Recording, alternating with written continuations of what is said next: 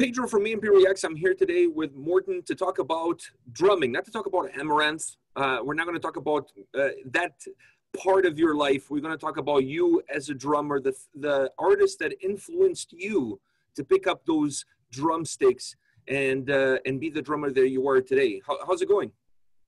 It's going pretty well here in Denmark. Just sitting here and yeah, first time talking to you and sipping some coffee in a nice big cup here, actually. So yeah, this is our first time. Don't mind if I do. And I want to start off by saying thank you for taking the time to chat with me today about your most influential drummers. Yeah, it's my pleasure. So yeah, drummers. Yeah. The life of the party. Yeah, exactly. Yeah. Let me start off by asking you this. Before we get into your list of the 5 most influential drummers, at what age did you pick up the drums? And was that the first instrument that you gravitated to, or did you try guitar, bass, or other things before getting into drums? Well, yeah, when I was around, I would say 5, I was just generally into music.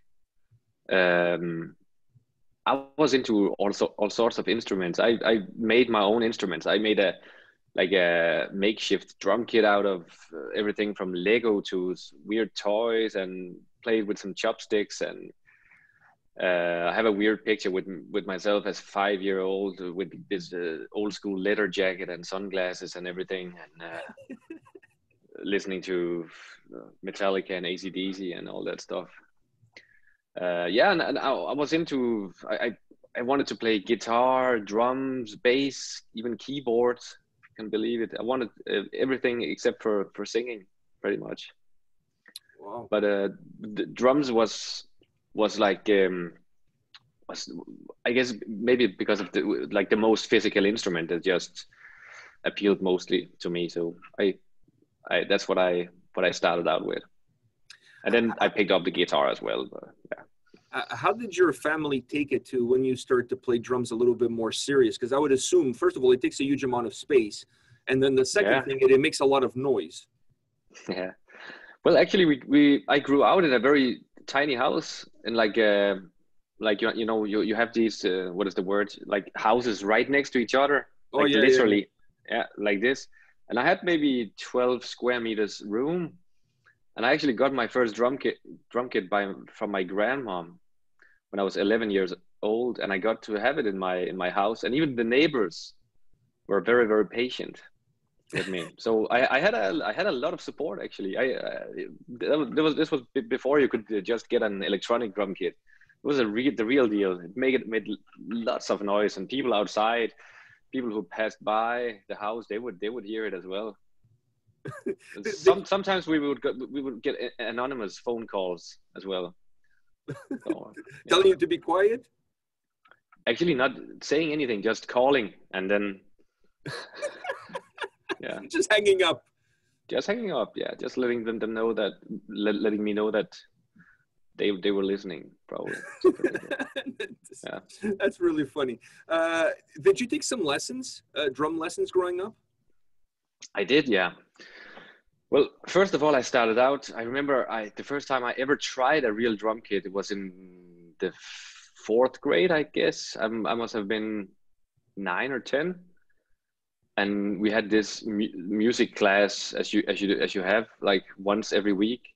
And at this occasion, everybody got to try an instrument, so everybody stood in line, and then it was the drums. And I was like, yeah, finally it's gonna happen. Finally it's gonna happen. And when it was my turn, I just started playing immediately, and I could play because I had played air drums, and I built all my drum kits, and I had the whole thing mapped out, and I had my favorite Metallica song in my head, and I just played along. And what song was it?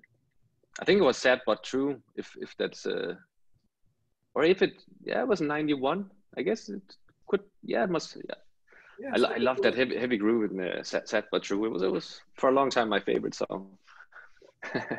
And then, because everything has to always be so equal, everybody had the same amount of time behind the drum kit, so I was quickly guided away, and I was not very happy about that. But word got around, and the music teacher for like the 7th, 8th grades heard about me, and they needed a drummer for the school band. So I got to instead of having I think it was like religion or something we had sometimes, or it was probably even called Christianity.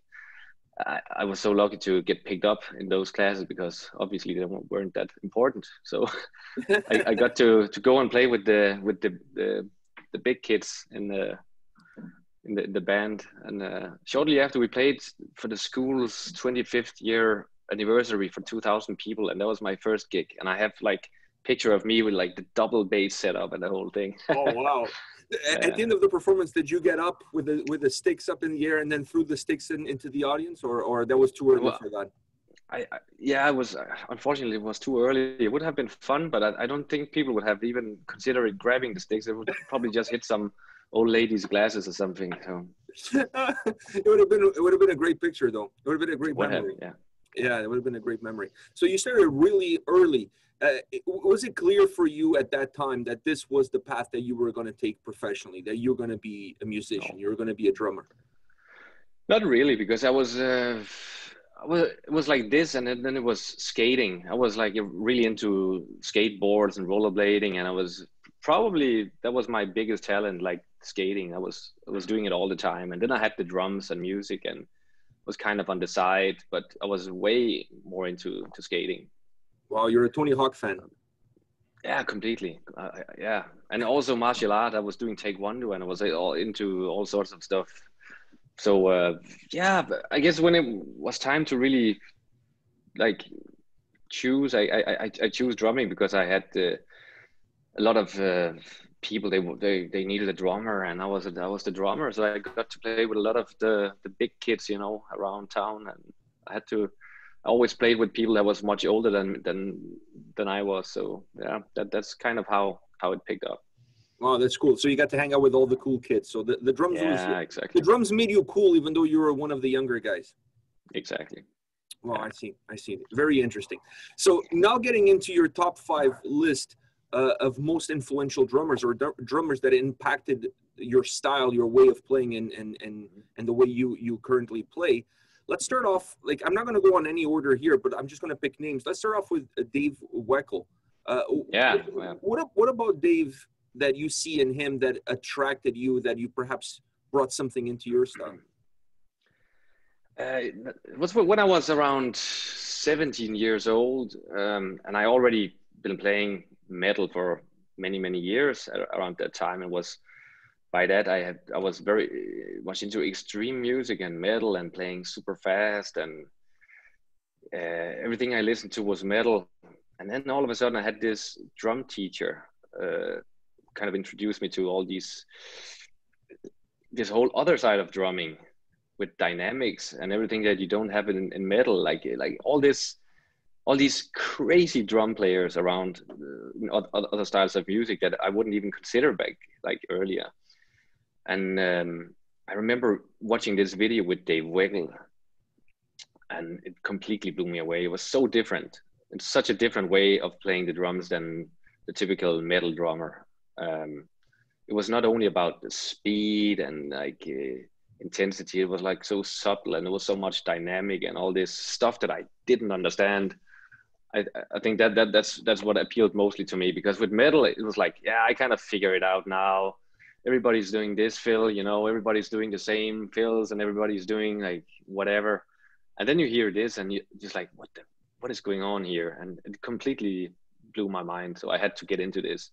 So I spent at least like from three years or something like that, only more or less abandoning metal. I was like becoming this kind of snob almost, like metal is for, it's for these other people who don't care about all the fine nuances of music and all that, you know. So I got all into this whole jazz thing, and I'm really happy that I did. Like, started studying music and all the theory, and started this musical education and learning the piano and stuff like that. So that was kind of his influence on me, I would say. And still to this day, I'm still listening to him every now and then. Do you feel like it's important for you to have like that diversity of influences, not just listening? Regardless of what genre you're playing, it's important to go outside of the genre in order to pick up something new, something fresh that you can bring into your playing style. Yeah, it's like, for me, music is like food. You know, you don't eat the same every day. You know, it's. I like burgers, but if I have to eat burgers every day, it's gets pretty boring in the. And it's like you need to have like a balanced taste, and you have to also develop your taste buds in a way, right? Like, let's say that for most people, they don't really they're not really easily into jazz or even death metal the first couple of times to listen to it. You have to kind of adapt and ease into it the right way.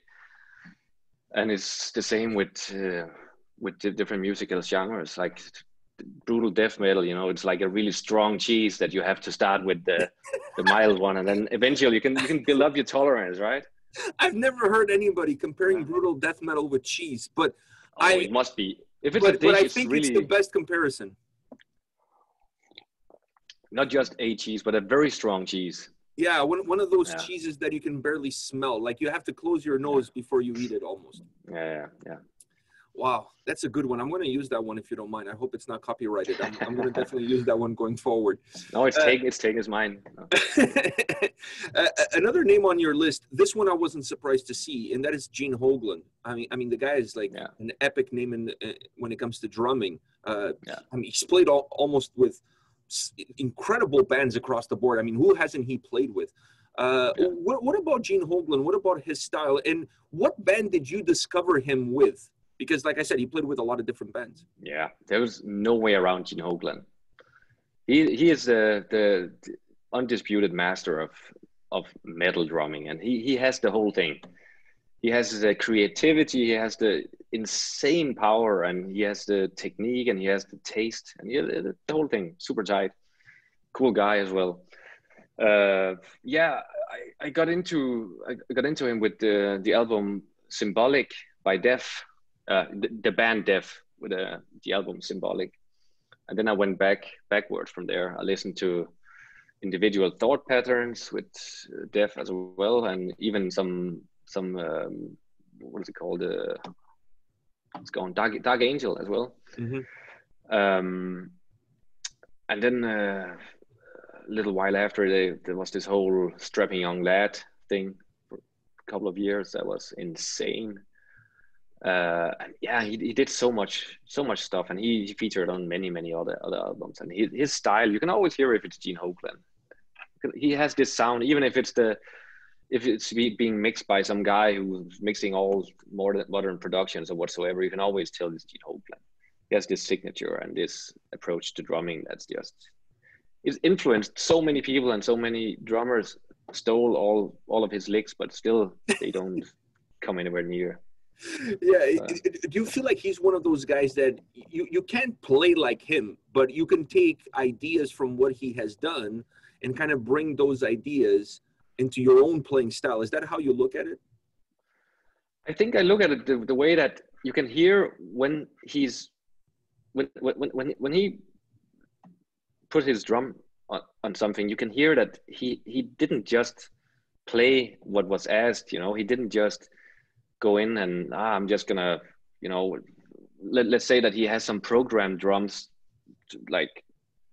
to follow, you know, like most demos or something. You get like a rough.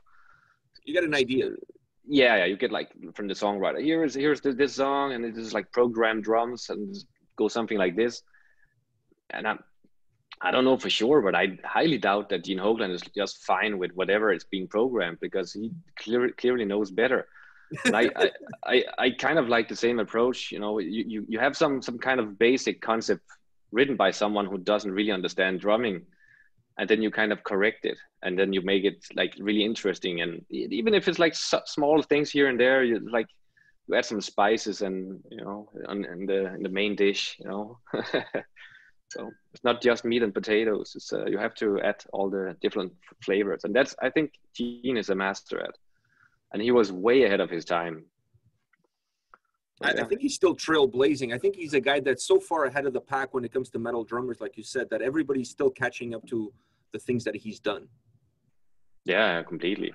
I guess for the past, I don't know, 10, 15 years now, everybody's been too occupied with just playing fast now.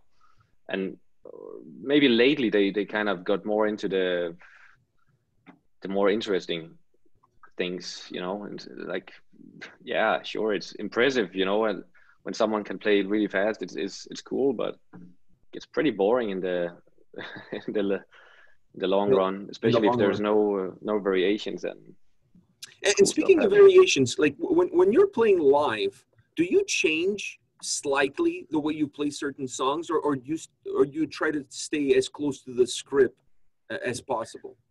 It all depends. It depends on which songs and which kind of fills and so on. But yeah, I change a lot. It's like you have the fills which is like these kind of blocks, you know. You have a certain type of fills, and if you play, if you know in this song, in this section is this kind of fill, it doesn't really change much if it's like, is it on this tom and then this tom instead of that tom and that tom or whatever. So yeah, I try not to think too much about it and just let my body play what it wants to play in the moment. And then you have certain fills that you have to respect, that's like important for the song. So you have to keep them the way they are. But it all depends. Makes sense. Next name on your list, you have Per M. Jensen from The Haunted. Was this one of your earlier influences? Yeah, for sure. Yeah, he's a beast. He's probably the drummer from Denmark. And actually he was living in my hometown as well. And my story with him is that my very first drum teacher, he told me about this other student that he had. He also played this metal, and he played in a band called Invocator, which is back then it was the band of Jacob Hansen, our producer. And then Per, he was the drummer, and Invocator was one of those first, like the pioneers of metal in Denmark. Like they were very, very far ahead of the time and very technical, very impressive. And Per's drumming is still to this day is really, really, really top notch. Even before Pro Tools, even before you could fix anything, it was super tight and like really, really impressive. And very, very creative again, like completely out of the box, and a lot of odd time signatures and polyrhythmic stuff like nobody was doing back then. And then he continued later on with the Haunted, which was way more straight ahead, but he just had this, it's like, it might be blasphemy to some, but it's like an upgraded version of Dave Lombardo, you know. It was like played like the Dave Lombardo feels, but better, more tighter and even groovier and like more creative. Like, so yeah, huge influence. And the fact that we had the same drum teacher. Like I was 12 at that time, so I was like, did you get to meet him at that time, or have you met him later down the road? I didn't meet him at that time. Yeah, I met him a couple of times here and there, you know, at shows, and he's come to some of my shows as well. And yeah, we talked a lot. He's a great guy. And yeah, great drummer. And that's really cool. At least you guys had that same base. You had that same experience of having the same teacher. That says something about the guy who was teaching you guys, because, you know, he can put it on the wall that he had you two as students.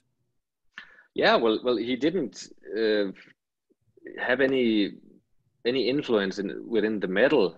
He was like a classical percussionist, you know, and played jazz and funk, and he was teaching at the conservatory. And I also had him later on when I was attending this kind of conservatory.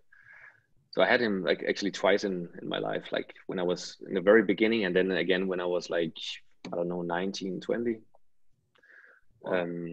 So yeah, it was pretty cool. It just shows you that you don't have to go with somebody who plays your genre to learn something about the instrument that you want to master. And perhaps bringing influences from the outside helps you become even more proficient at what you're doing? I never had any drum teacher who was A metalhead? even into metal. Yeah, they never knew anything about metal. I had to tell them about this. I had to bring the albums and what is this? What's happening here? And they were like, wow, that's really fast.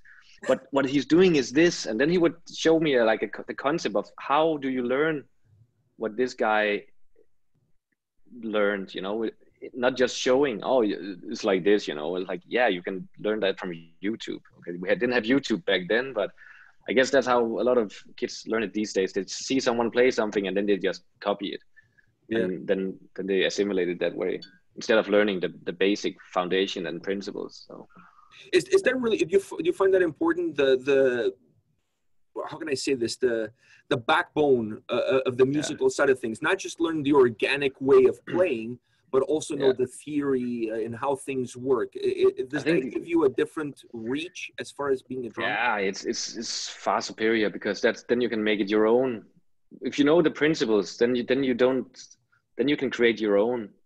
If you just learn something by copying it, you can get really good at playing that, but you don't really know what you're doing. You don't really know why. You don't really know where it comes from and what techniques. You probably skip a few steps by doing it like this way, like backward engineering almost. And then you have to go back and maybe you skipped the whole concept of the groove. You know, if you cannot really groove, and there's no magic to it. It's just like play with your body, you know, like feel it and play in time and all that stuff.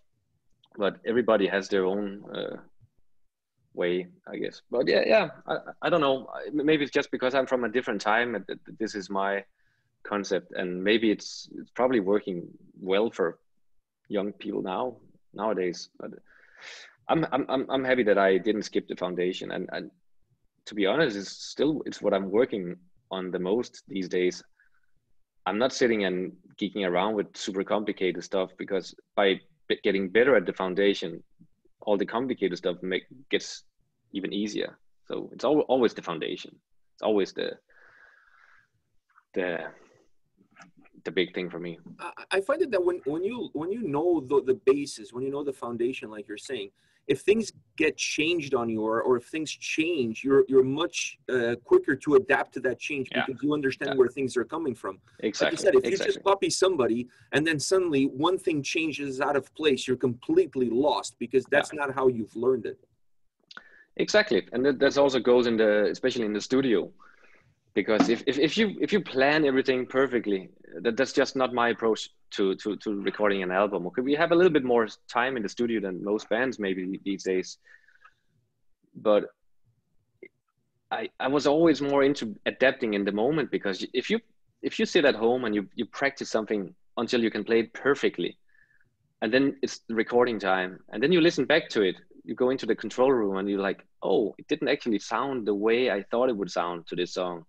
That cool fill that I really nailed, it's not really that good on this song.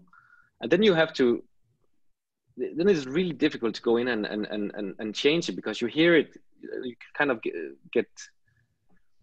get used to hearing it a certain way, and you cannot really escape it anymore. So I prefer to actually go into the studio with a completely blank slate almost. I mean, there is obviously I'm somewhat prepared and so on, but it's not like if there's something that doesn't sound the way I want it to sound, like I'm going to change it. Or if someone else has some objectives, you have to be able to adapt and just change it.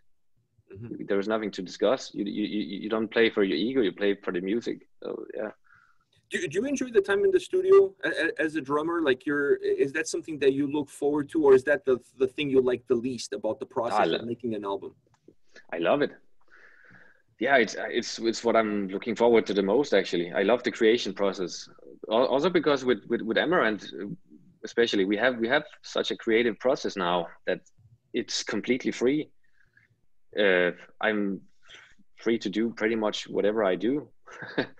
And so it's a playground, but I also I don't want to step over anyone. I don't want to get too crazy, but I also want to add my touch to the songs, and yeah, usually it's working out pretty good for everyone. Moving on to your list, the next name I have is Dirk Verbeuren from Soilwork, Megadeth. I mean, this guy is what an incredible drummer. I'm assuming that you discovered him through Soilwork. No, I didn't. Oh, you didn't? No, I actually discovered him through his band Scarv or Scav, or however you would pronounce. It's a very obscure band that many people don't know, but they put out especially an album called Irradiant from 2000 and when was it?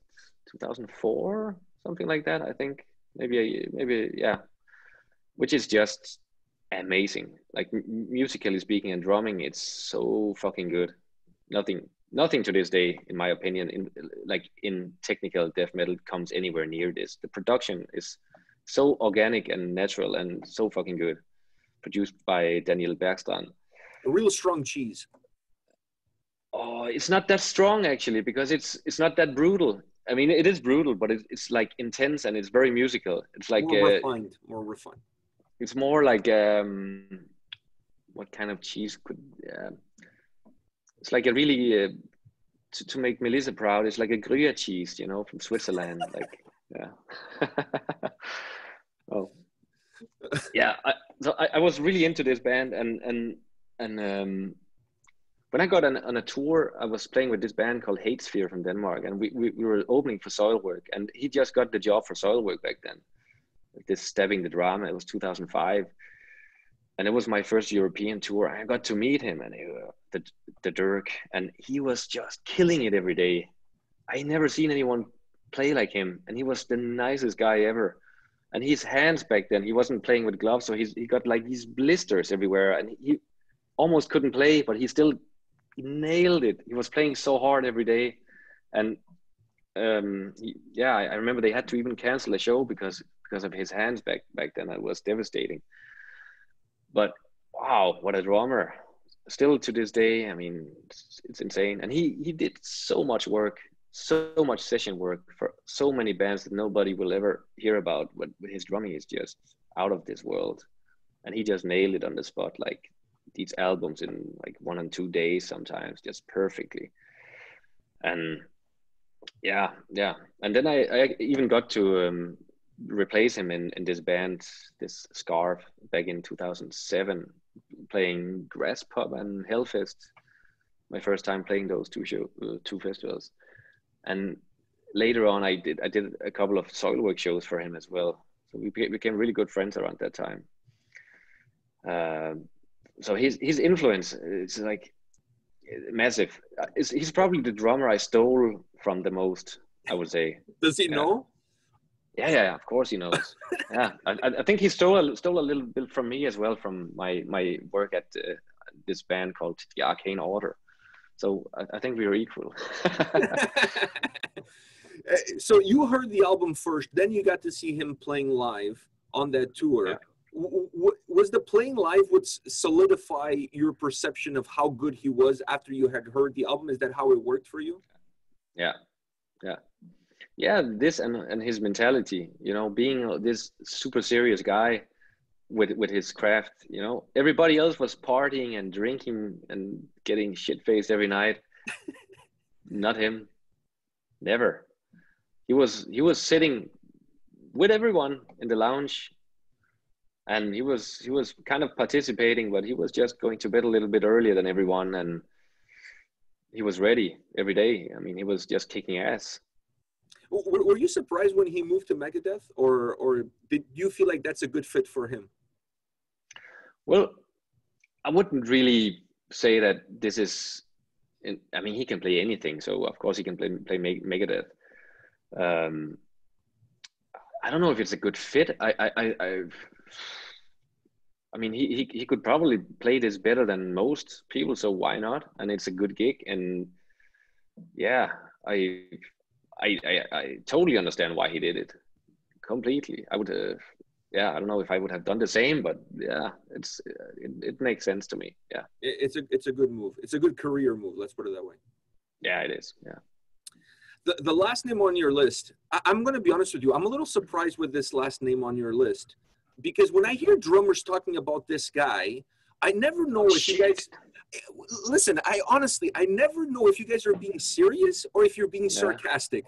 And I always have, it's like, is he serious or he's joking? Because it's a name that's very polarizing. And I think you can agree with that. Like either people love him or people hate him. There's nobody in the middle. And that name is Lars Ulrich. Yeah. So I don't think you're joking. I don't think you're being sarcastic. I think you're serious about this. Yeah, so of course. How come Lars? Well, he was the main reason for me to start playing drums. And I think for many, many, many other drummers. So I think it's kind of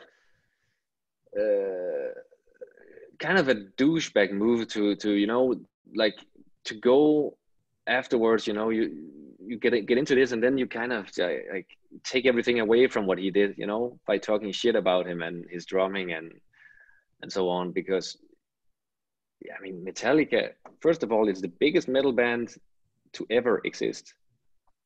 There's no doubt about it. It's not always like bigger is better, but it's like his drumming is like it's the perfect for this music, and like Metallica, it fucking kicked ass. I'm not into the new Metallica. It doesn't really do anything for me, to be honest. It seems a little uninspired, even though they might be super inspired. But for me, it's I like the older stuff. I like the load and reload as well.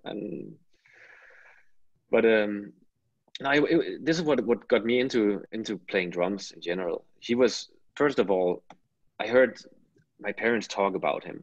You know, he was Danish. He had this huge ass drum kit, this white Tana drum kit with huge toms and a Danish flag, and he was just looking like a beast when he was playing, and the music was fucking killer.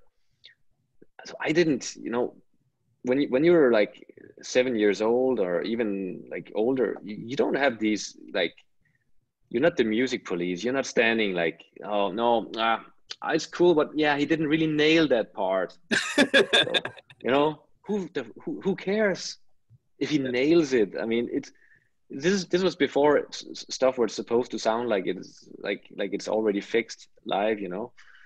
So everything was just pure willpower. The way he played back then, even now when you watch like footage from like Moscow, like the early 90s, he wasn't definitely not playing with technique. He was playing with willpower, but he was fucking killing it back then. He probably had good days and bad days, which still to this day, I guess there's like the gap between good days and bad days now is way bigger now than it was back then, obviously. So that's why it's easy to find footage of Lars completely fuck up everything, you know, and and he probably knows and he doesn't care or something. I don't know, maybe he cares, but he still puts on a show. And yeah, even when he's playing some song in the complete wrong tempo and I don't know, and the whole band is looking at him like there's a lot of stuff to laugh at. I don't think he takes himself so serious, so he's probably laughing at it himself as well. And they might not care much about it because after all, they're playing for like 55,000 people who's enjoying their time. So it's all good. Yeah, who cares at that point? Yeah. So is he living proof that you don't have to be technically sound or even super good in order to influence somebody to pick up an instrument? Yeah, for sure. You know, you always see like the awards who goes to the best metal drummers or something. It's never the best, you know. There's always someone who's way better, but they're always the most famous or playing in the most famous bands. So that's what you win. You win the most well-known, popularity. So, and that's completely fine. It's because you have a lot of great musicians in all instruments and genres who's probably way better than many people who goes out there, but they just don't get out there. So, I mean, nobody knows. So you have to somehow get out there and play. And how do you do that? That's a completely different topic, but it's also part of it. you have to play with your personality somehow. You have to put something into your drumming or whatever craft you're doing that matters and that people can relate to in some way. So yeah, I think Lars is probably the embodiment of like the drummer, like the stereotypical drummer, you know, like big movements and angry face, and you know, you have all this. And this is not the way I play, really, not anymore. I mean, this is what attracted me into drumming, and I still love it. It's not the way I play, but I completely. Yeah, I find it funny looking at your list, because when I look at your list, you have 4 guys that definitely impacted you more from a technical sound perspective in terms of how they're playing, their approach, their technique, their style, all of those elements. And then you have Lars, who comes a little bit outside the box, but I think he was more of an influence because of the band that he was in, the music that he was creating, the showmanship that he had, and he still has. Yeah. And yeah, that's sure. perhaps what drove you to pick up the drums to begin with. Yeah, completely. And I mean, especially now, the last many years, I'm not really into technical drummers anymore at all. I'm more into listening to music, or I don't really listen to, like, I don't validate music out of how good the drummer is. I used to do that, and I think a lot of musicians do that, especially in metal. Like, but it's not really about that anymore. And even with myself, I don't feel like I have this thing to prove that I used to. You know, when I remember when I was doing recordings like 10 years, 15 years ago, I had like almost this checklist in every song, like, yeah, is there enough double bass? Is there enough of these kind of fills? And is there enough of this splash cymbal? And like, who cares? Just do it. Yeah. Just get it done sometimes. I mean, people can overthink sometimes. And so I'm assuming when you're walking around the house and you're listening to some of Melissa's stuff, you're not like judging the drums on her music. You're not like, I could have done that better. No, definitely not. It's the drums are great, by the way. And if the drums sucked, yeah, I would definitely judge it, because it calls for drumming like this. The drums has to be good. So it's not like you can get away with stuff and I will be fine with it, because if the drums are, if they're literally bad, or if they're programmed, I would rather listen to like a pretty simple drumming than programmed drumming. I hate programmed drumming. And I know that it's a budget question for a lot of bands, but I fucking hate it. I cannot stand it. I think it's disgusting. And this is just me, and probably a lot of other drummers, but I pick it up immediately. And it's always the same, you know, too much velocity. And it's even possible to program drums to sound kind of decent. But it's like in metal, it's like, yeah, we just take this preset, we just take this, and then everything sounds the same. It's just, and yeah, this is me criticizing. I just have one more thing for you, since we already went through the list, and that is, as you look towards the future, where do you see drums going next? Is there a next greatest thing to come out of drums? Are you guys looking for, you know, your El Dorado, if you will? Because every instrument, every style evolves through time, right? So what's the next thing for drumming in metal? Shit, I don't know. Inflatable drums, maybe. I fucking hope so. You know, you have to set up this huge drum kit every time. If you could just, you know, And it's there. Would be so much easier. No, I don't know. Triple bass kick, maybe? I don't know. So what? Sorry. Triple bass kick? I don't know. Nah, it's been done. It's been done.